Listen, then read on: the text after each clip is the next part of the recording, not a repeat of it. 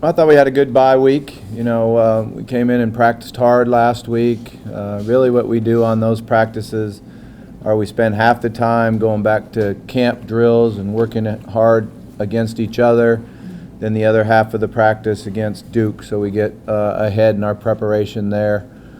Did give the players a couple days off over the weekend, and then came back last night and had meetings and had a practice last night.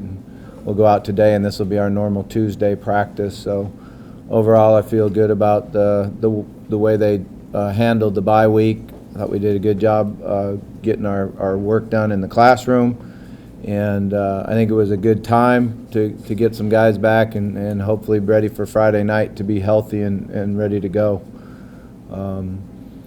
We're looking forward to the game Friday night. Seems like a long time since we've played here in our stadium, so it'd be great to be back home. When you watch Duke on video, they're a good football team. They play good defense. They're very disciplined. They're very well coached. They run hard to the ball. Offensively, they have a young quarterback. They have some big wide receivers and an offensive line that does a good job, understands what they're trying to do. So we're going to have to, do a good job, come out and play our game and play the game of football the way we have the first five. But that'll all depend on our preparation here this week in practice. Questions?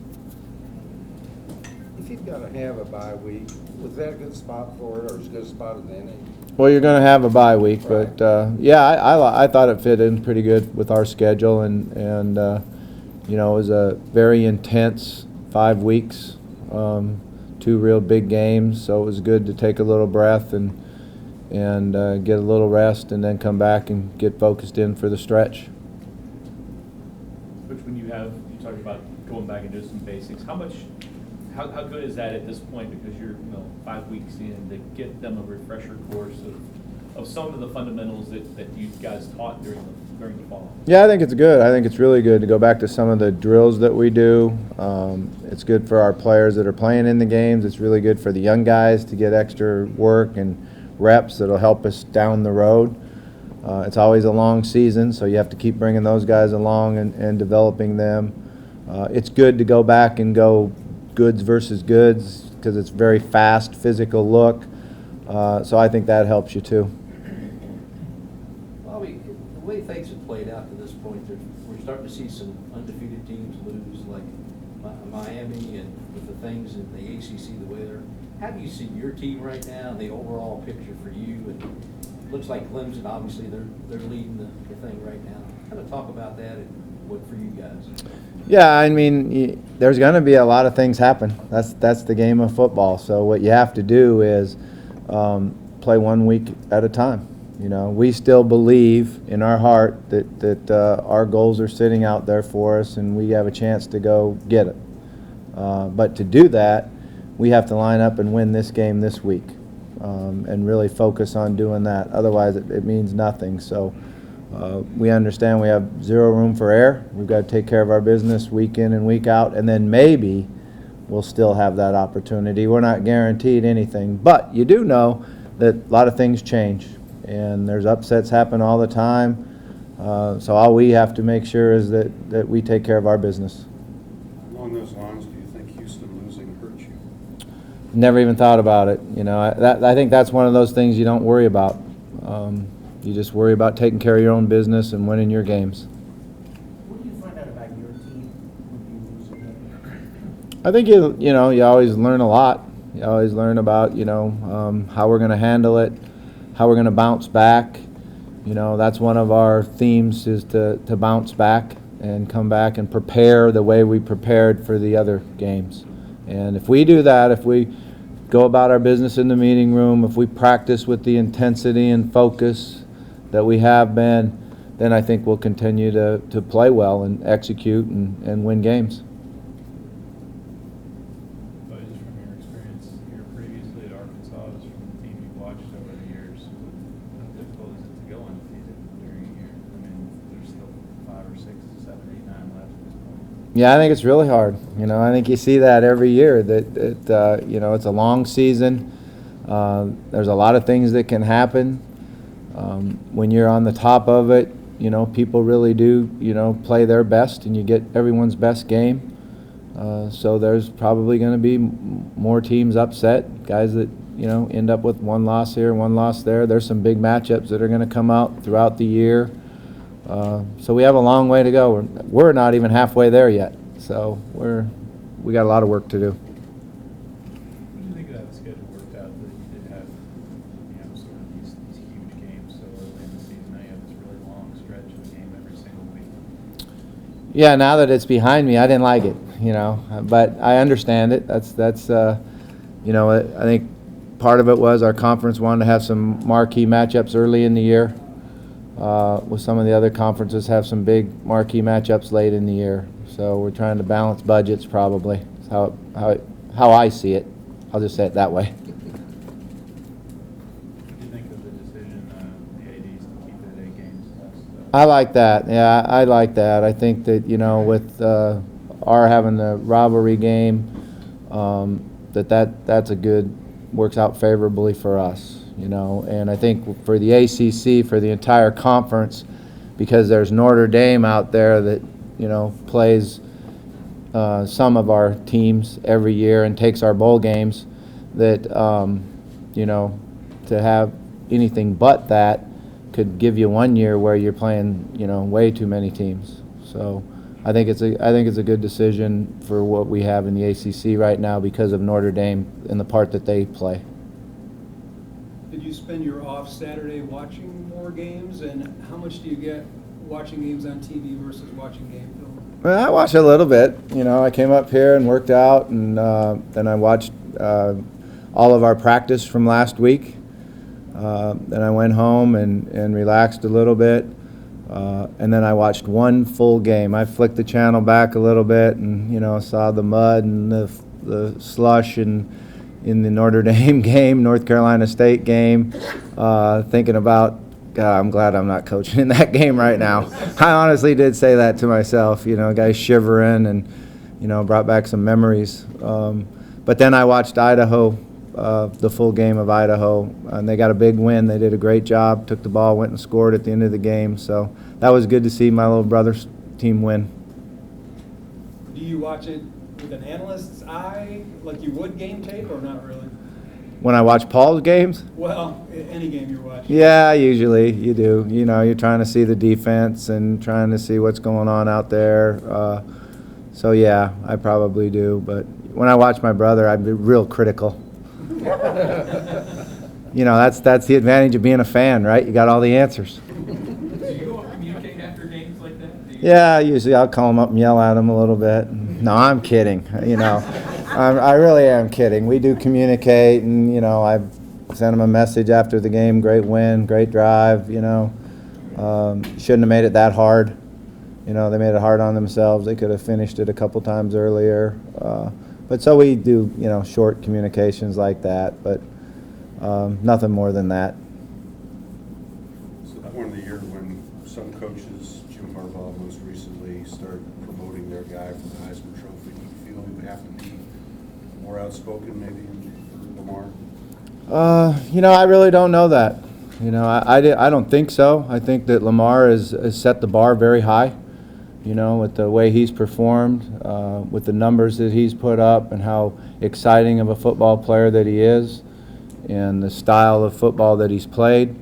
I think he set the bar very high for everybody else. So, maybe I do need to start promoting him. I'm not really sure. I've never really been associated with this before. I kind of feel like that you let their body of work speak for itself, and but that doesn't mean I'm right. Have you seen another player who impressed you as much? No.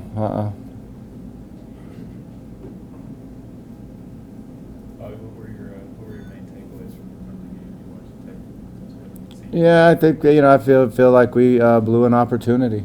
I felt like offensively, we didn't start out very well early. We were distracted and lost our poise a little bit, and got caught up in pregame hype and just didn't execute. I thought we played really well early defense, and then second quarter defensively we gave up some big plays, and the last 2-minute drive really hurt us. And then in the second half, I thought we came out and really executed well and, played together as a team. And then they had the kickoff return killed us because it made it gave them enough time to come back. I did feel like when we got the ball at the end of the game, we'd take it and go score and win the game. Unfortunately, we didn't get it done. What's your perspective on James Quick's play at the end? Yeah, it's one of those things where, like, I called him in and talked to him. I said, I wish you would have got the first down or the touchdown, and it didn't happen. But the people that are going to criticize you or me or whoever else for throwing the ball, catch and run, because that's what we had to do with the look they were in. That was the only option that we had. They're the people that don't know victory or defeat, so don't worry about it. And just know that I love you, and you'll come back and get another opportunity to make the play again, and just compete as hard as you possibly can and do it. Do you have any issue with his effort on that play? I don't really know his effort on that play because he caught the ball. He had some room to make a move, and I'm not sure. I don't think it was an effort thing. I'm not sure that he knew exactly where he needed to go. Were you satisfied with the way the marker was placed and all that kind of stuff? No, I wasn't. I don't think that it should be marked one place when they have the ball and one place when we have the ball. Did you get any feedback from the ACC? No, none. You got anything fun to talk about? Coach, Friday nights here have typically been, the crowds have been pretty wild for the Black. I mean, the night games are Thursdays and Fridays. This program back when years before kind of built on those games. How much fun are they for you still? It's different than Saturday. Yeah, I think it's great. The night environment and the crowd and the excitement for our players. It's always gives you a huge advantage to play at home and play under the lights and play with our crowd. So we just got to hopefully come out and have the same type of atmosphere that we had for the Florida State game. And then it's up to us to come out and perform and make plays and play the way that we're capable of playing. Because I think that really helps you in recruiting is when you play well on national TV during the week. A lot of the players are watching it. How much of an advantage do you have knowing Duke has a very short week and you're coming off the bye? Does that make a huge difference? Yeah, it's not that big of that short of a week when you play on a Friday night.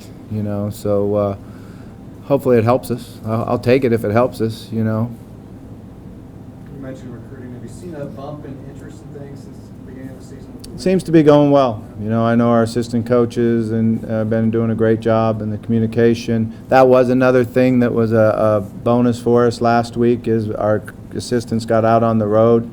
We're in schools and at games Thursday and Friday last week, so I think that helps us and is a good time for us to be on the road and recruiting.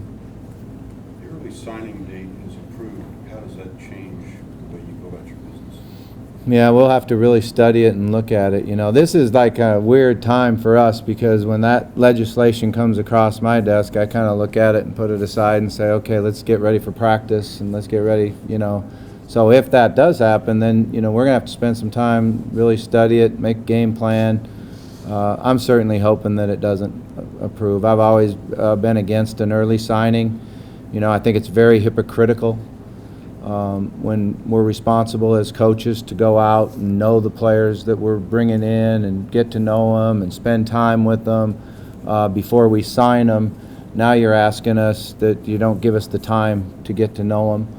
I think it's pushed by people that are in an area where most of their recruits are within a radius where they're on their campus all the time. They're coming and going to games.